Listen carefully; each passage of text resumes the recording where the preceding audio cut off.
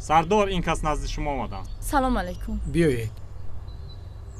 анкабут ном гирифтани филми нави коргардон муҳаммад рабии исмоил ин идеяи худи ӯ буд ва ин филм идомаи силсилаи филми ҷустуҷӯи муфаттиши мавсуф буда дар такя ба мазмуну муҳтаво ва хати сӯҷаи ин офарида филми нав бо номи анкабут таҳия гардид. филми мазкур дар жанри саргузаштӣ таҳия гардида аз рӯи асари пораи қанди шарифбек азизӣ рӯи пардаи синемо омадааст. воқеаҳое ки дар филм сабт гардидаанд мавзӯъҳои рӯзмарраро инъикос намуда хати сӯҷаи он дар бораи кормандони мақомоти ҳифзи ҳуқуқи мамлакат қисса мекунад ки чӣ гуна барои ошкор ва гиреҳкушоӣ намудани амалҳои номатлуби ҷинояткорон заҳмати шабонарӯзӣ мекашанд. қаҳрамони марказии филм дар пайи ҷустуҷӯи як гурӯҳ аз ҷинояткорон даст ба кор шуда дар натиҷаи таҳқиқу омӯзиш ва ҷустуҷӯҳои зиёд ниҳоят бадкирдоронро дастгир намуда таслими адолат менамояд. нақши асосиро дар филм ҳунарманди шинохтаи мамлакат аъзами розиқ бо маҳорати баланди нақшофариаш иҷро кардааст. номбурда бо образи офаридааш дар ин филм тавонист ба бинанда нишон диҳад ки барои таслими адолат намудани ҷинояткорон ва муайян кардани амалҳои онҳо чӣ қадар талош мекунанд.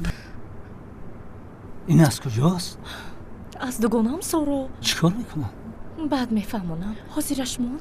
боиси қайд аст ки барномаи рушди кино дар мамлакат аз ҷониби ҳукумати кишвар қабул гардид баҳри таҳиягарону синамогарон имкон фароҳам овард ки дар доираи барномаи мазкур филмҳои худро дар сабки муосир ва мутобиқ ба талаботи бозори синамои ҷаҳонӣ таҳия намоянд. пас аз қабули барномаи мазкур филмофарон бо таҳияи лоиҳаву филмҳои нави худ ба чандин дастоварду комёбиҳои назаррас ноил гардида офаридаҳои синамогарони ватанӣ дар чандин фестивалу ҷашнвораҳои синамоӣ иштирок ва муаррифӣ карда шуданд.